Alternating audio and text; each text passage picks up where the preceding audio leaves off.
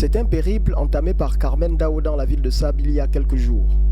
La conseillère municipale a pris l'initiative d'aller à la rencontre des populations de sa circonscription électorale, histoire de s'imprégner des conditions auxquelles sont confrontés ses compatriotes dans leur quotidien. Le quartier sud, 6 dans le 3e arrondissement de la commune de Port-Gentil, pour marquer la première étape de cette détermination.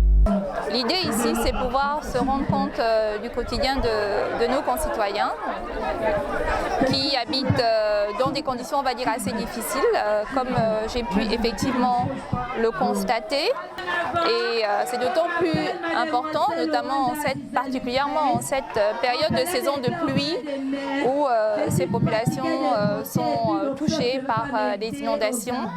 Et à cela aussi s'ajoutent des problèmes d'électricité, notamment d'éclairage et donc de sécurité de cette zone. Les observations faites ce jour par cet élu local, notamment sur les constructions anarchiques, l'insécurité justifiée par l'absence d'éclairage public, la protection de l'environnement, pour ne citer que celle-là, illustrent l'état déplorable auquel sont assujettis les habitants de cette partie de la cité économique gabonaise. Si d'aventure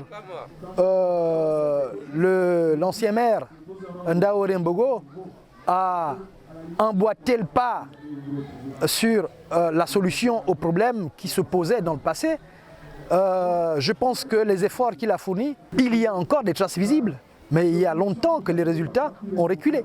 Aujourd'hui, ce n'est pas une vérité de la palisse que de constater que nous vivons une précarité qui n'a pas de précédent. On est dans ce quartier qui d'antan s'appelait Cachécor, qui s'appelle quartier sud. J'y ai grandi, j'y ai fait plus de 50 ans ici. Mais les conditions de vie, comme vous pouvez le constater, ça n'augure pas du constat d'une amélioration. Munie entre autres de sa casquette de conseillère stratégique et juridique du PDS, Carmen Dao se trouve désormais lancée dans une phase d'écoute et d'évaluation censée aboutir aux solutions palliatives.